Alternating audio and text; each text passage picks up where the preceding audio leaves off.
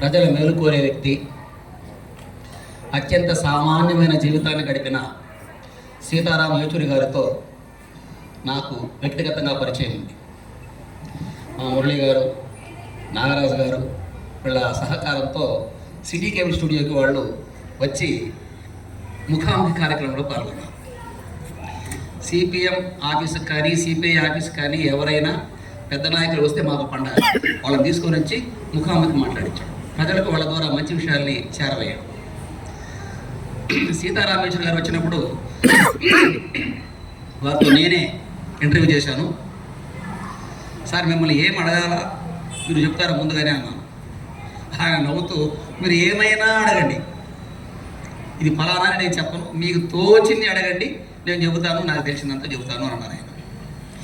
మరి కమ్యూనిస్టు నాయకులు కదా మీరు, ఆధ్యాత్మిక విషయాల పట్ల పెద్దగా ఆలోచన ఉండదు కదా, మీరు భారత భాగవత పురాణాలు, భగవద్గీత, రామాయణం ఇలాంటి వాటిని గొప్పగా అవపోసన పట్టారు కదా, ఎందుకు అని అడిగా నేను.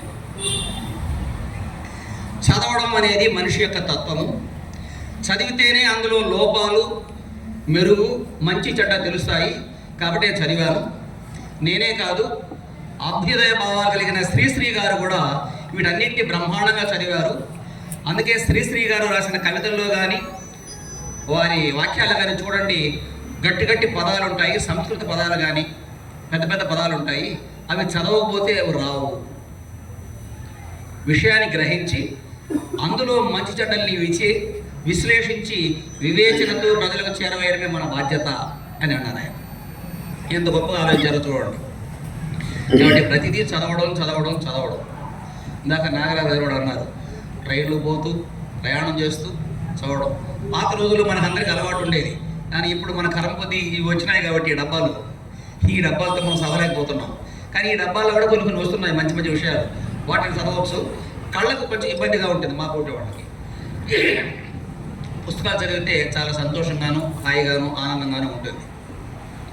సీతారాం యేచూరి గారు రాజ్యసభలో మాట్లాడుతున్నారు అంటే ప్రధానమంత్రితో సహా,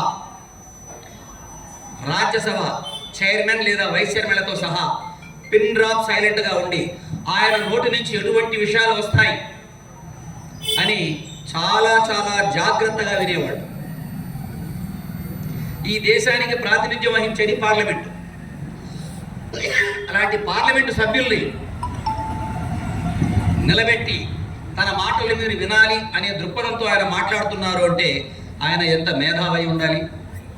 ఆయన వయసు 22 ఏళ్ళప్పుడే అద్భుతంగా ఉపన్యాసాలు ఇచ్చేవాడు, వ్యాసాలు రాసేవారు అని చాలామంది చెప్పారు. ఒక్క రోజులో వచ్చేది కాదు ఇవన్నీ కూడా.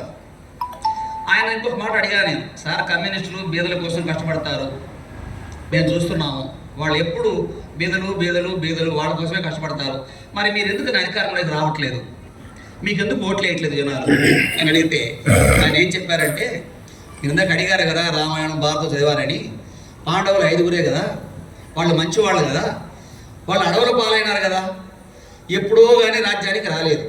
అట్లా మంచి చేసే వాళ్ళకి కష్టాలు ఉంటాయి, అవి మంచిని గ్రహించడానికి ప్రజలకు కూడా కొంత సమయం పడుతుంది, అందువల్లనే ఇది జరుగుతోంది. అట్లని మనము నిరాశ చెందడానికి లేదు, ముందుకు వెళ్ళాల్సిందే. మన మార్గంతో, సన్మార్గంతో ప్రజల యొక్క అభ్యున్నతి కోరుతూ మనం ముందుకు వెళ్ళాలి. కాబట్టి అధికారం ఉన్నా లేకపోయినా మన బాణి మారకూడదు అని చెప్పారు. ఆయనలో మరో విశేషం ఏమంటే చాలా చాలా నిరాడంబరంగా ఉండడం. చిన్న బ్యాగ్ తగిలించుకోవడం, రైల్వే స్టేషన్లో ప్లాట్ఫారం పైన కూర్చోవడం, అక్కడే పడుకోవడం. మనం రాఘవుడు గారిని పదే చూసేవాడు, నేను మన నాగరాజు గారు వీళ్ళతో కూడా పోయేవాళ్ళం రైల్వే ప్లాట్ఫారం మీద పడుకునేవాళ్ళు. అక్కడ పిల్లలతో మాట్లాడేసి అట్లా ట్రైన్కి వెళ్ళిపోయేవాడు. ఎంత నిజం నిరాడంబరమైన జీవితమో చూడండి. ఇప్పట్లో ఒక చిన్న సర్పంచ్ అయితేనో వార్డు మెంబర్ అయితేనో ముందు 3 కార్లు వెనక 3 కార్లు వస్తున్నాయి. వీళ్ళకి అలాంటిది లేదు. వాళ్ళకు మహామేధావులు, వాళ్ళ బుద్ధి నిండా, మస్తిష్కం నిండా పుస్తకాల, గ్రంథాలయాల భాండాగారం ఉంది. ప్రపంచ స్థాయిలో ఎక్కడ సమావేశాలు జరిగినా వామపక్ష భావాలకు సంబంధించి వారు వెళ్ళి తమ అభిప్రాయాన్ని అద్భుతంగా, నిక్కచ్చిగా, నిర్మోహమాటంగా అందరికీ అర్థమయ్యే రీతిలో చెప్పేవాళ్ళంటే ఎంత గొప్ప వాళ్ళు అయి ఉండాలి. మన తెలుగు వాళ్ళుగా వండుకొని ఢిల్లీ స్థాయిలో స్థిరపడి భారతదేశ స్థాయిలో ఇంత గొప్ప నాయకుడు లేడే అనే స్థాయికి ఆయన ఎదిగారంటే అది మనందరికీ గర్వకారణం. అలాంటి మహా వ్యక్తి లేకపోవడం, ఇందాక మురళి గారు అన్నారు, వామపక్షాలకే కాదు, రాష్ట్రానికే కాదు, తెలుగు వాళ్ళకే కాదు, యావత్ భారతదేశానికే కాదు, అంతర్జాతీయ సమాజానికి కూడా తీరని లోటు. అటువంటి గొప్ప మేధావికి మనమందరం ఇక్కడ గుమికూడి జోహార్ అర్పిస్తున్నాము.